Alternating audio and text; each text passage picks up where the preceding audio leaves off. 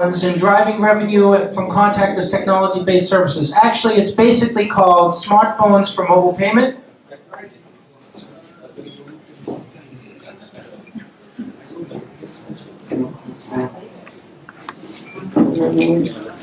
And I'd like to have anybody come up and help me with the slides. Who would like to come up and help me with my slides? I'd like you to come up and help me with the slides. Yes, yes. Yes, yes. You come up. Yes, yes. Yes, you come up. Yes. Always a victim in the audience. Always. Please, come on up.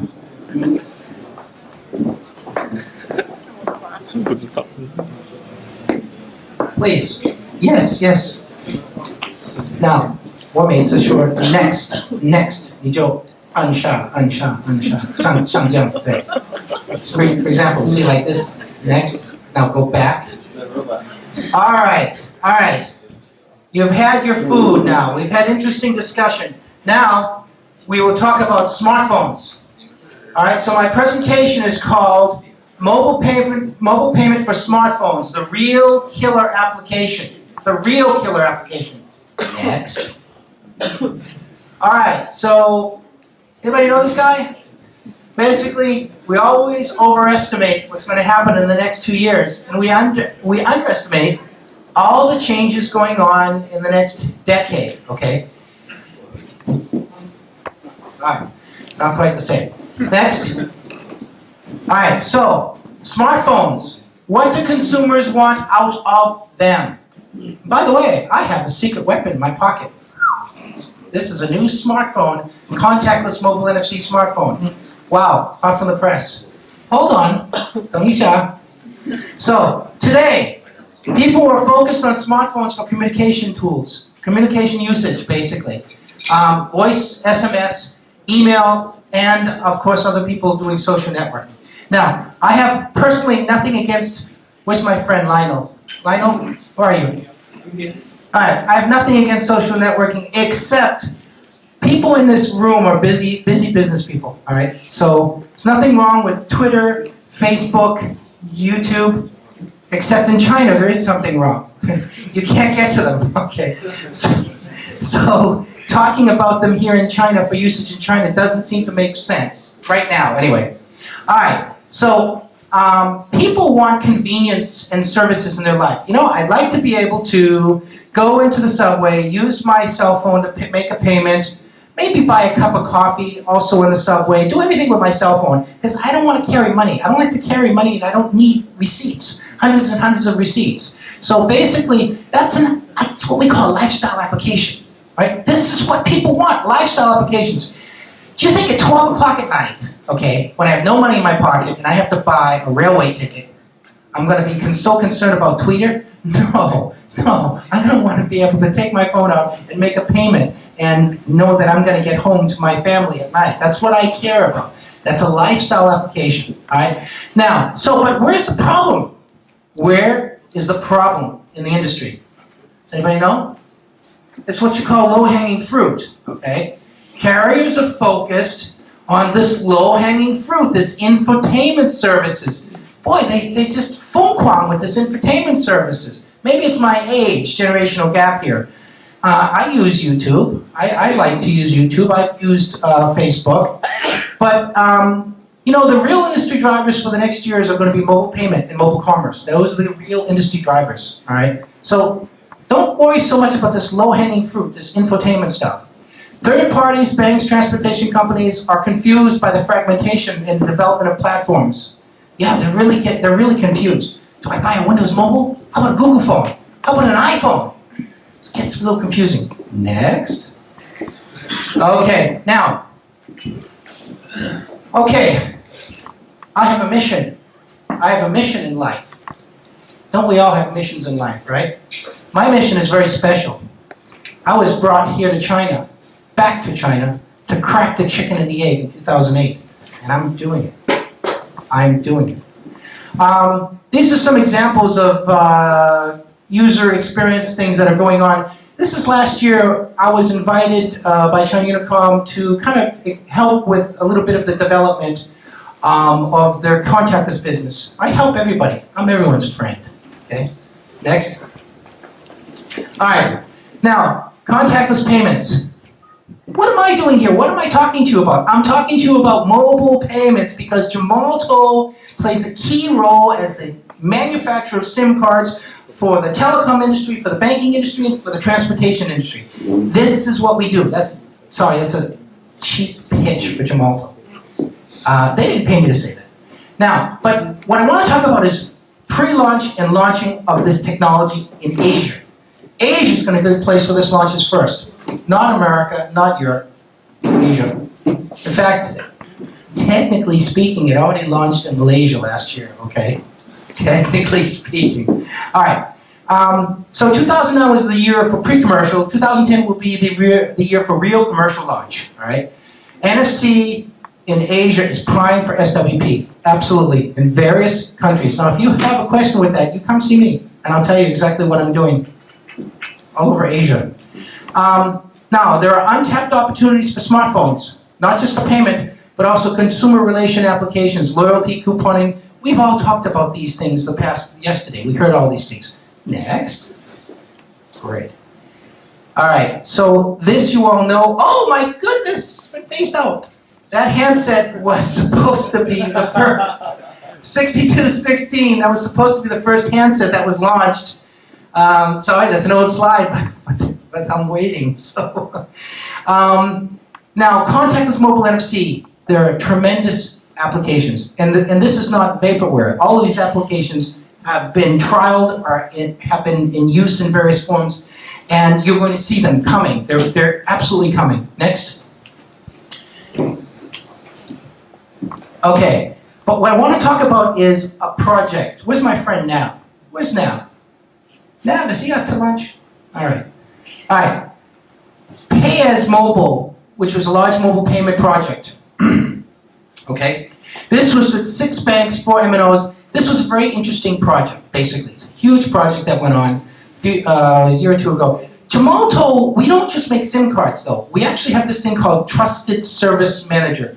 How this will play out in China, I'm not 100% sure, actually, because it's not being actively pushed here in China, at least not yet.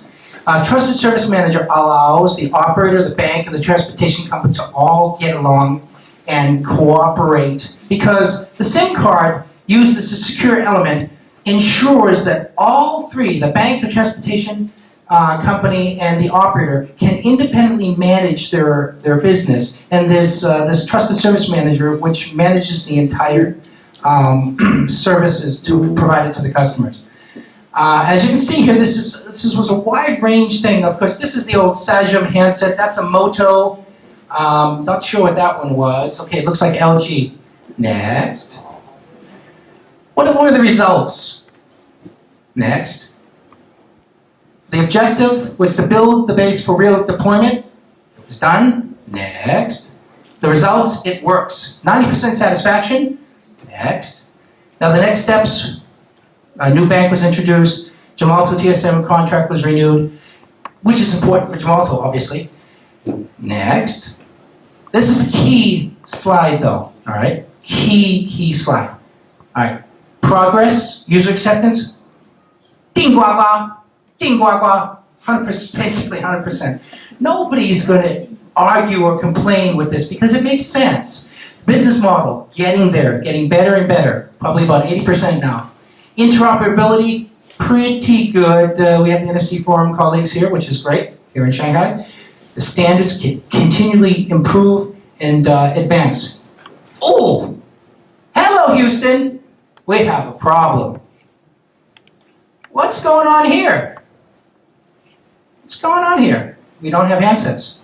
So if you want to understand the real problem as I see it, beyond all the hype and the propaganda, the real problem is handsets and handset manufacturers. Oh yes, they have many problems. Biggest problem is they don't understand this technology. That's the biggest problem. You go and talk to a director of engineering, and he's a smart guy, right? But you go and talk about the smart card industry, the wireless industry, and then the contactless industry. Whoa, hold on. It's already too much. It's information overload. Engineers who aren't at the high level don't want to add work to their daily life, just to let you know. They want to minimize it. Next. Now, some roadblocks for smartphones, all right? And you can see that applications have not been customized and designed for mobile payment and mobile commerce very well. A real void exists right now, actually, for new operators. Operators are asking Karl, please talk to the handset manufacturers. Tell them, I don't want to buy 10 million, but I can buy a few thousand. Okay, I get this, I get this all the time. And basically, high-end devices attempt to provide a strong platform by using either the Android or Windows Mobile, iPhone, or RIM. I've talked to so many handset manufacturers you would not believe. You would not believe. Smartphones as tools people need to use to perform mobile payments still have a long way to go because they haven't been designed. No. Handset manufacturers do not wake up every morning thinking, I want to design an NFC handset today. Unfortunately, they don't think that way. No. Handset vendors need to begin to look at other big market opportunities shared by these high-end devices. High-end smartphones will have a problem of acceptance in the banking world. Yeah, that's what's going on here too. So banks, when you get at the end of the day, you can talk all about strategy and you can talk all about goals and objectives, but when it comes down to it, security is number one for a bank. And there's no security, then the bank is not going to talk to you. Mobile commerce cannot take off until smartphone adoption is standardized. Mobile payment technologies based on smart SIMs are the secure element. You know why? Do you want to know why? Because since I've been on board Gemalto, I have observed 2 or 3 projects that failed because they failed to estimate the time it takes to develop this kind of handset. And by that time, the market left. The market moved on. The market went ahead. So if you are not developing for a high-end smartphone for this contactless technology, forget it. Operators, you go and talk to operators and they're going to say, I want high-end devices. Low-end devices I can get. I want high-end devices. Low-end devices will be served by the Chinese market from Chinese OEMs. That's going on right now. That is not a problem. It is not a problem to get a 2.5G NFC handset in China. Just walk into the shop and you can find them. So again, there's not a problem to find a 2.5G handset in China. It is a problem to find a smartphone. Okay, now from security perspective, there isn't much likelihood the banks are going to accept smartphones for mobile commerce without adopting SWP. Yes, I truly believe that because I have talked to banks. Next. How are we doing? 几根蛋, okay. All right, chicken and egg. So I have talked to many handset manufacturers and I've talked to a few operators and they basically say this. They say, I have a problem with this handset manufacturer. I asked them to develop a handset and they said they want 100,000, 200,000, 300,000. I know it looks very simplistic. This is the only slide I can find, by the way. I like this. But this is actually what's going on. This is it, every single day. Next. Okay, so smartphone fragmentation in Chinese markets. The question I did not ask China Mobile. Is he still here? What about Shanghai? What are you going to do about Shanghai? It's a problem. Houston, we really have a problem. Okay, anybody? By the way, does anybody know what Shanghai is? No? What is Shanghai? I need to ask somebody because I forgot. What is Shanghai? All right, sensitive question. Basically, Shanghai are semi-legal handsets. Let's leave it at that. But the problem is that they're in all of the, or many of the operators' networks, and there's a real difficult problem to control them and manage them. And they're not going away, guys, so let's be honest, okay? Let's be honest. So, what is it doing, though? It's causing fragmentation in the whole market. It'll cause fragmentation in the smartphone market unless it's managed well, okay? So it's really, really important. So the whole Shanghai trend in China leads to more fragmentation. So when the Shanghai start to use MediaTek's chip for domestic usage, expect smartphone development. Basically, MediaTek's going to do very well this year, okay? MediaTek does not sell Shanghai to Shanghai vendors. They buy, MediaTek sells to global operators. MediaTek sells to local domestic handset manufacturers that have a brand. Let me just point that out. But it is critical that we understand that there's a fragmentation going on here. Boy, you better go on to the next slide. Next. All right. Now, standards will drive multi-industry mobile payment ecosystem partner acceptance. Absolutely. SWP will simplify security testing for financial institutions and banks. Yes, it does. SWP NFC simplifies RF antenna testing for handset design. Yes, it does. Do you verify that? You're an antenna guy. That makes sense?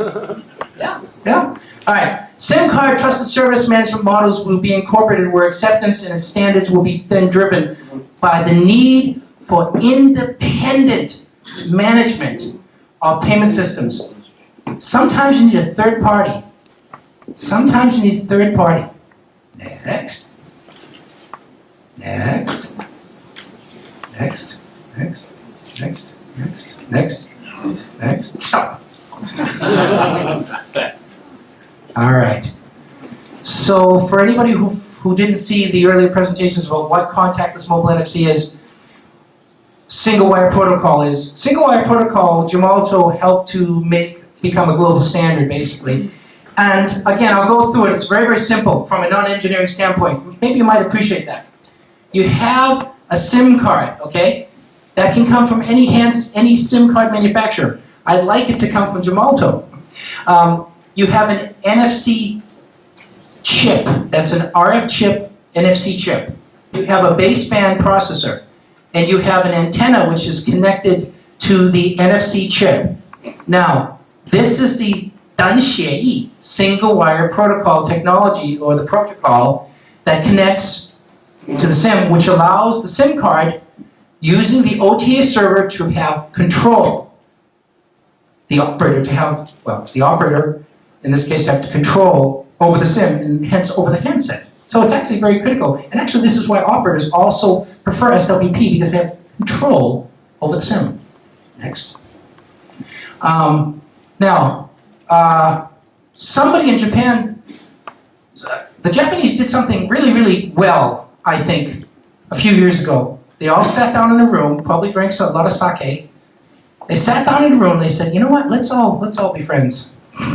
Let's all get together, let's standardize on a technology for the benefit of the technology in Japan to advance the Japanese society. And that's what they did. That's what they did. Docomo is Japan's leading operator. They launched this Osaifu Keikai, this mobile wallet in 2004, okay? And I have estimates of about 35 million subscribers now. But it's actually interesting that they will not allow anybody to have, okay, I better go quick. The interesting thing is they will not allow anybody to have this NFC handset for payment unless they have a credit card. And so hence, anybody under the age of 24, students, really tough to get this kind of service, actually, in Japan. It took 5 years. It took 5 years for them to grow, so it's not overnight. Hence, the first presentation slide I had. Things take time.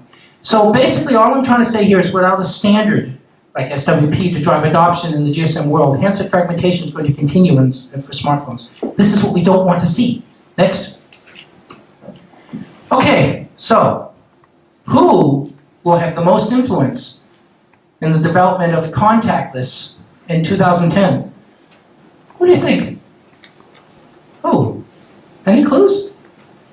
Any idea? What do you think? What do you think? I want to know what you think. I see. Oh, good guess.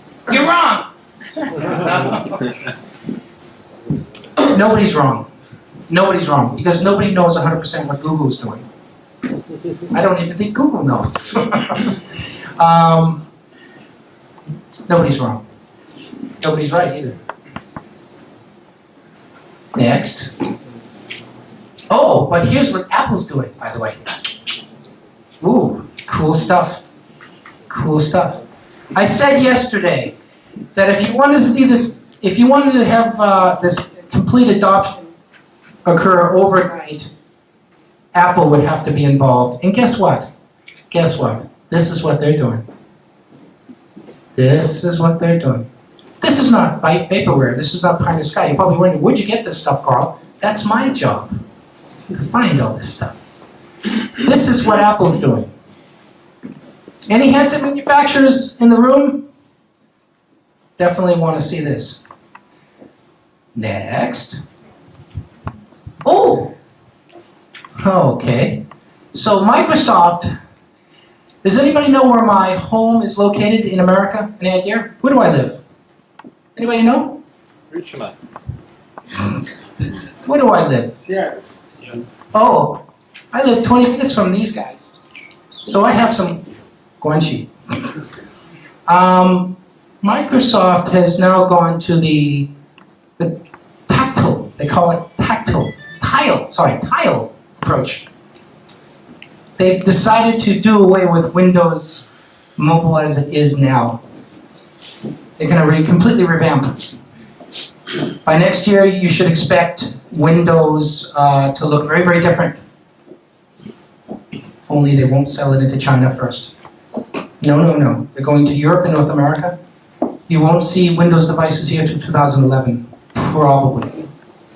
Maybe. Key point is that they have implemented NFC in the spec for Windows 7. Did you know that? Did anybody know that? Yes, it's true. Kiss the old Windows mobile platform goodbye. If you've seen the Zune, if you've played with the Zune, it's a very interesting device, MP3 player. And of course, Gemalto is the only embedded SIM card partner for Microsoft. So expect when they move forward, we'll be there to assist when they move forward, which I don't know. Next. Ooh. Okay. HTC. That's a tattoo handset. Okay. If you open up the cover, it'll work, by the way, you can go to Taiwan Mobile and buy that. Okay. Open up the cover, and you'll see the yo-yo card. Anybody know what the yo-yo card is in Taiwan? Yes. Yeah, you can buy it, and you can buy the handset, and it has a short, small version of it taped on the back of the card. Now, we believe that HTC is very interested in developing NFC handsets. I cannot say anything more. Taiwanese government, though, is very interested for the Huabohui, right after the Shibohui, the Huabohui, to show this technology in Taiwan. So right after Shibohui, we'll have Huabohui. And so expect to see contactless mobile NFC in Taiwan as well. Next. Oh, shoot. That's my presentation. And I know it's really short, but if anybody has a question for me right now, I'd be very, very happy to take it. Does anybody have any questions?